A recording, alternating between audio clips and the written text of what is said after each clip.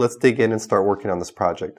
So I've already marked in some scenes here, some moments. There's not really much happening in the middle. I feel like really just the start and the end is the most important. Right when she is starting to run, it looks like my marker is a little bit off, so I'm going to go in there and shift that and zoom in close to find, there we go, right about there.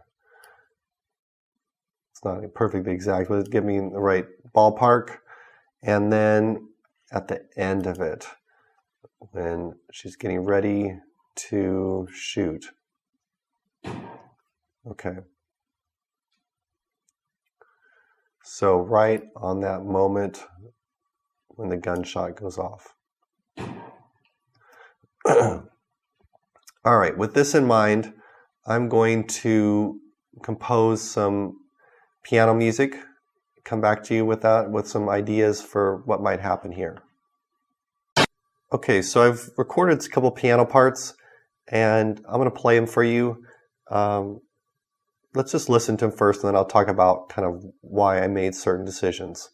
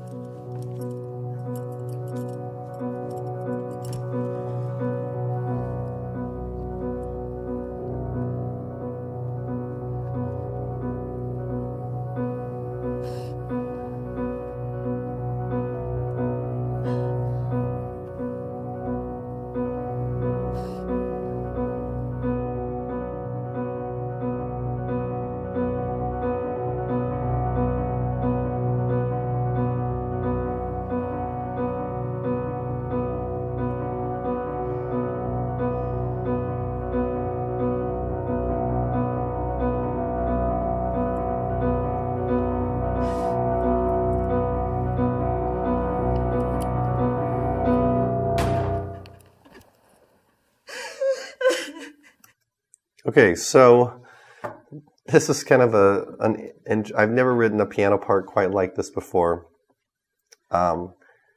It's taking a little bit of a risk in the sense that I'm essentially playing one single chord for the entire time.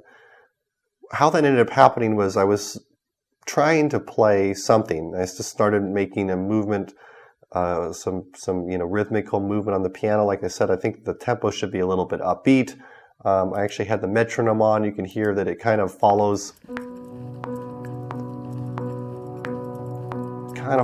this tempo.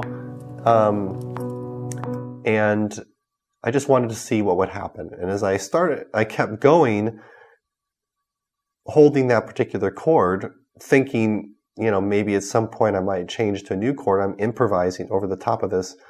I'm not really seeing anything that's giving me the information to change. There's no B-roll that I'm looking at that necessarily feels like it's a significant shift. In fact, the energy in this whole particular section holds pretty steady.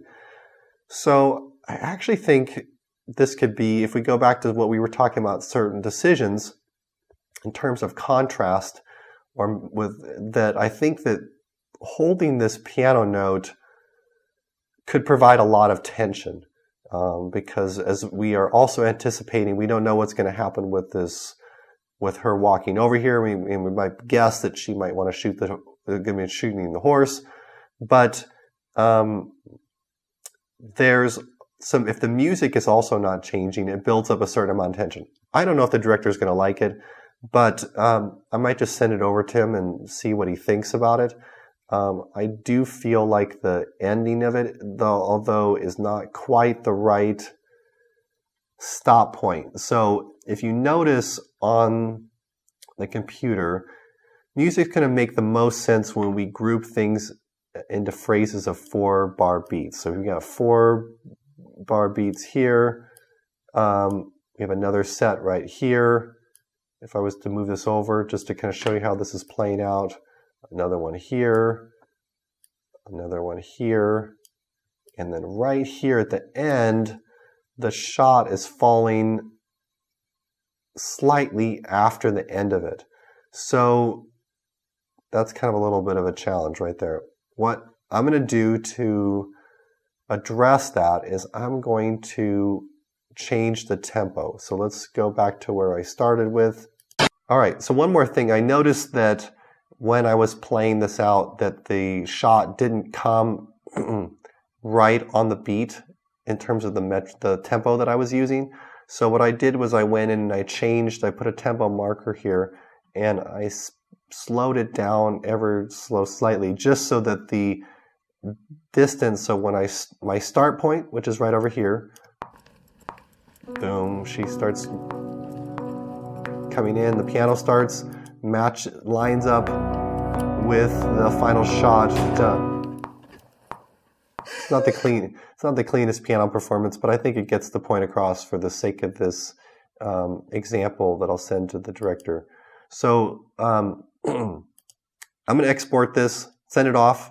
We'll see what kind of feedback I get. I think it could be interesting to see if he'll go for it. It's a little bit of a risk, like I said before, being that the music isn't changing at all.